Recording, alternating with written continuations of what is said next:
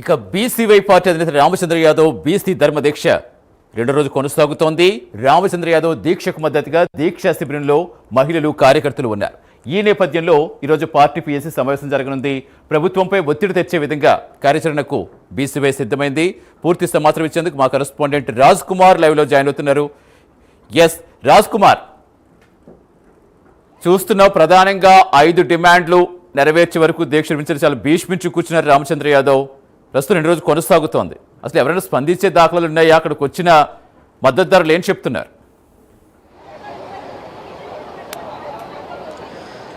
Right Satish, మొత్తానికి ఏదైతే BCY party ఆధ్వర్యంలో ప్రధానంగా బీసీలకు సంబంధించి ఏదైతే ప్రధానంగా బీసీలు ఎదుర్కొన్నటువంటి సమస్యలతో పాటు ప్రధానంగా ఏదైతే ఫిబ్రవరి నెలలో బీసీ సింహగర్జన సభ ద్వారా 5 డిమాండ్లు ప్రధానంగా ప్రభుత్వం ముందు ఉంచి అల్టిమేటం జారీ చేసినటువంటి రామచంద్ర యాదవ్ ప్రభుత్వానికి ఒక నిర్దిష్టమైనటువంటి ఒక గడువును కూడా ఇవ్వటం జరిగింది. ఈ సమయంలోపు గతంలో ఏదైతే ఎన్నికల ముందు కూటమి ప్రభుత్వం అధికారంలోకి రావడానికి ముందు ఇచ్చినటువంటి 4 హామీలు ప్రధానమైనటువంటి ఏవైతే ఉన్నాయో ఆ 4 హామీలతో పాటు ప్రధానంగా రాజధాని ప్రాంతంలో ఒక 1000 ఎకరాల భూమిని బీసీలకు కేటాయించాలనే ఒక ప్రత్యేకమైనటువంటి డిమాండ్, అంటే ప్రధానంగా 5 డిమాండ్లతో బీసీవై పార్టీ ఆమరణ నిరాహార దీక్ష చేయబోతోంది. ప్రత్యక్షంగా నిన్నటి నుంచి ఈ యొక్క కార్యక్రమం అధ్యక్షుడు రామచంద్ర యాదవ్ నేతృత్వంలో ప్రధానంగా చేస్తూ వస్తున్నారు. విజువల్స్లో కూడా చూడొచ్చు, రామచంద్ర యాదవ్ను అందరూ కూడా వచ్చి కలుస్తున్నటువంటి పరిస్థితి కూడా కనపడుతుంది. ఒక్కొక్కరు కూడా ప్రత్యేకించి అందరూ కూడా చూడొచ్చు.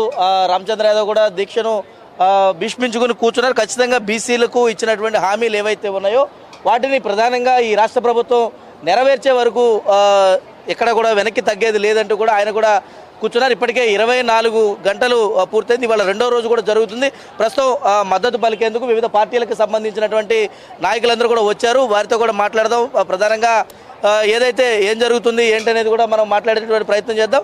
సార్ చెప్పండి, ఏంటి ఈ బీసీలకు ఇచ్చినటువంటి ప్రధానమైనటువంటి 5 డిమాండ్లు ఏవైతే ఉన్నాయో ఎప్పటి వరకు కూడా వీటికి కార్యరూపం దాల్చలేదు, ఎట్లా చూస్తారు? నా పేరు పాసం వెంకటేశ్వర్లు, సమాజ్వాదీ పార్టీ రాష్ట్ర అధ్యక్షుడు, ఆంధ్రప్రదేశ్. ఈరోజు బీసీల న్యాయమైన డిమాండ్లు వాటి కోసం రామచంద్ర యాదవ్ గారు బీసీవై పార్టీ అధినేత మరి ప్రభుత్వాన్ని గత 40 రోజుల నాడే ఒక సింహగర్జనలో మీరు ఈ రోజు లోపల చేయకపోతే నేను ఆమరణ నిరాహార దీక్ష చేస్తానని చెప్పడం జరిగింది. అయితే ఈరోజు కూటమి ప్రభుత్వాన్ని అడుగుతూ ఉన్నాం మేము, మీరిచ్చినటువంటి డిమాండ్లు లోకేష్ గారు నేను గెలిచిన తర్వాత కూటమి ప్రభుత్వం వచ్చిన సంవత్సరంలోపు బీసీ రక్షణ చట్టం చేస్తామని చెప్పింది మీరు కాదా?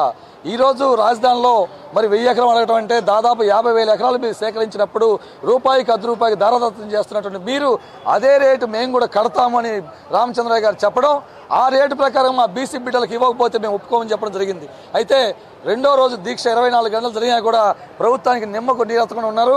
కానీ ఖబర్దార్ చెప్తా ఉన్నాం, మేము అన్ని వర్గాల నుంచి అందరూ కూడా ఒక బీసీలే కదా, ఎస్సీ ఎస్టీ బీసీ ముస్లిం మైనార్టీలు వివిధ రాజకీయ పార్టీలు అందరూ కూడా బీసీవై నాయకుడికి మద్దతుగా మరి ఆయనకి ఏదైనా పొరపాటుగా ఆరోగ్యం క్షీణించిన ఇబ్బంది పడితే మీ ప్రభుత్వానికి రోజులు దగ్గర పడతాయని చెప్పి తెలియజేస్తున్నాం.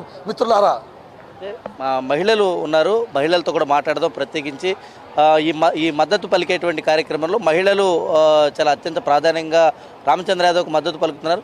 చెప్పండి మేడం, ఎట్లా చూస్తారు ఇప్పటి వరకు బీసీలు ఎదుర్కొన్నటువంటి సమస్యలు? ప్రధానంగా ప్రభుత్వం ఉంచినటువంటి 5 డిమాండ్ల పైన కూడా రామచంద్ర యాదవ్ దీక్ష చేస్తారు. 24 గంటలు గడిచింది, ఇప్పటివరకు ఎలాంటి స్పందన లేదు.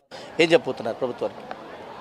ఇది 2వ రోజు అండి. మా నాయకుడు ఆమరణ నిరాహార దీక్ష మొదలుపెట్టి మంగళగిరి నియోజకవర్గాన్ని చూసుకుందాం. ప్రతి ఒక్క మహిళ కూడా ఆలోచిస్తుంది. మేము రామచంద్ర యాదవ్ గారు అడిగిన 5 డిమాండ్లలో మొదటిది రక్షణ చట్టం.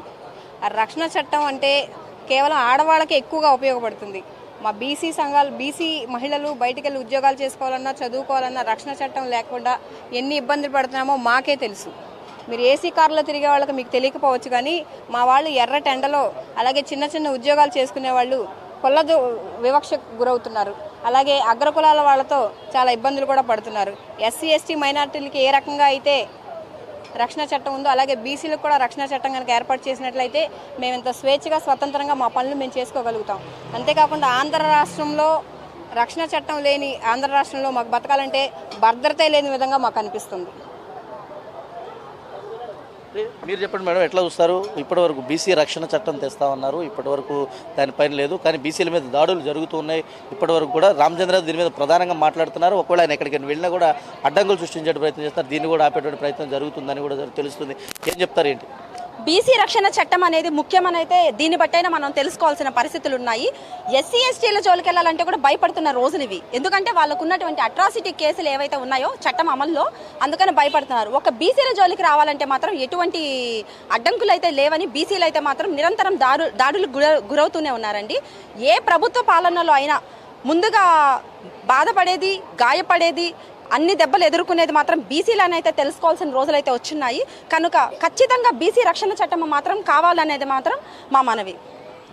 చాలామంది ఉన్నారు మహిళలు మద్దతు పలికేందుకు రామచంద్రతో మనతో మరికొందరు ఉన్నారు. చెప్పండి మేడం, ఎట్లా చూస్తారు? ఇప్పటి వరకు కూడా ప్రభుత్వం ముందుంచిన డిమాండ్లపైన ఎలాంటి స్పందన లేదు. ఇప్పటి వరకు ఏంటి కార్యాచరణ ఎట్లా ఉండబోతుంది? రేపటి నుంచి ప్రభుత్వం మీద ఏ విధంగా ఒత్తిడి తేవాలనుకుంటున్నారు? ఏం చెప్తారు? ప్రభుత్వానికి మేము బీసీ గర్జన చేసినప్పుడు 5 డిమాండ్లు కంప్లీట్ అని చెప్పి స్పందించాలని ఒక అల్టిమేటం ఇచ్చామండి. 30 రోజుల్లోనూ స్పందించాలి. ఏప్రిల్ 1 నుంచి రాష్ట్రం మొత్తం అన్ని జిల్లాల్లోనూ నియోజకవర్గాల్లో కూడా మేము గవర్నమెంట్కి అర్జీస్ ఇవ్వడం జరిగింది. తర్వాత ప్రతి జిల్లాలో, ప్రతి నియోజకవర్గంలో, మండలాల్లో ప్రతి బీసీ కుటుంబాన్ని కలిసి చైతన్యం తీసుకురావడం చేశాము. ఆ తర్వాత ఇప్పుడు జరుగుతుంది ఏంటంటే ప్రభుత్వం ఎటువంటిది అసలు విననట్టుగా మాకేం సంబంధం లేదు అన్నట్టుగా ప్రవర్తించిన తీరు రాష్ట్రంలో ఉన్న ప్రతి బీసీలే కాదు అన్ని సామాజిక వర్గాలు గమనిస్తున్నాయి. ఈ ప్రభుత్వము సంక్షేమ పథకాలు, సంక్షేమము, బీసీల సంక్షేమమే మాకు ముఖ్యము, బీసీలను ఓటు బ్యాంక్ కాదు మాకు వెన్నుముక, వాళ్ళకి సంక్షేమమేకి ముందుగా పెద్దపీట వేస్తామని చెప్పిన బీసీ పక్షపాతి అని చెప్పుకుంటున్న ఈ కూటమి ప్రభుత్వము అస్సలు బీసీల గురించి చేసిన ఏ వాగ్దానాన్ని మాటల్లోనే కానీ కార్యరూపంలో చెయ్యము అని మనందరికీ ఇండైరెక్ట్ గా సందేశం ఇస్తున్నారా అనే దానికి ఈరోజు ప్రభుత్వ వైఖరి ఒక ఉదాహరణగా చెప్పొచ్చు.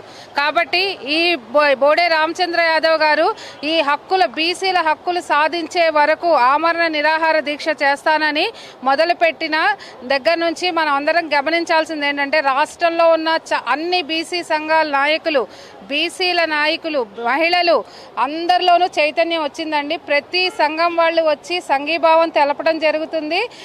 ఈ యొక్క పోరాటం అనేది స్టార్టింగ్ పాయింట్ మాత్రమే. ఏమవుతుందని ప్రభుత్వము ఇలా నిమ్మకు నీరెట్టినట్టుగా ఉంటే మాత్రం ఈ యొక్క ఉద్యమాన్ని ఖచ్చితంగా ఉధృతం చేసి బీసీల హక్కులు సాధించే వరకు మేము తప్పకుండా పోరాటం చేస్తాము.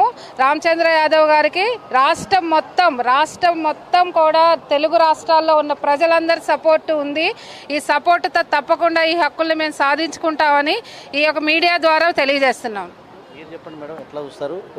ఏదైతే 24 గంటలు గడిచింది, ఆరోగ్యం కూడా మెల్లమెల్లగా క్షీణిస్తుందని చెప్తున్నారు. ఏం చెప్తారు? ఇప్పటి వరకు కూడా ఎలాంటి స్పందన రాలేదు. మా బీసీవై పార్టీ రాష్ట్ర నాయకుడు బోడే రామచంద్ర యాదవ్ గారు ఒళ్ళు చీడించినా ఇంచినా ఈ ప్రభుత్వం దిగొచ్చిన దాకా ఆయన అక్కడే ఉంటాడు, మేము ఇక్కడే ఉంటాడు. ఊళ్ళన్నీ రాష్ట్రం అంతా పొర్లి వస్తుంది. సంఘాలన్నీ సంఘీభావాలు చెబుతున్నారు. ప్రభుత్వం నిమ్మక నీరెక్కినట్టు చూస్తూ ఉంది. ఎన్నాళ్ళు ఉంటారని. ఎన్నాళ్ళైనా ఆయన దించేది లేదు, మేము పోయేది లేదు. ఆడవాళ్ళు, మహిళలు ఉధృతంగా వస్తున్నారు. రాను ఇంకా జెంట్స్ కూడా లారీలతో వస్తారు. ఏడేమంత తేలిగ్గా లేదు. ఆయన ఏదో కషాపు కూర్చుంటాడే లేచిపోతాడు అనుకుంటాడేమో. ఏ విధంగా 20 రోజులైనా కూర్చునేది లేచేది లేదు. మేమంతా ఇక్కడే ఉంటాం. బీసీ సంఘాలు, ఎస్సీ సంఘాలు, మొన్న కృష్ణమాది అన్న ఆయన కూడా సంఘీభావం తెలిపాడు.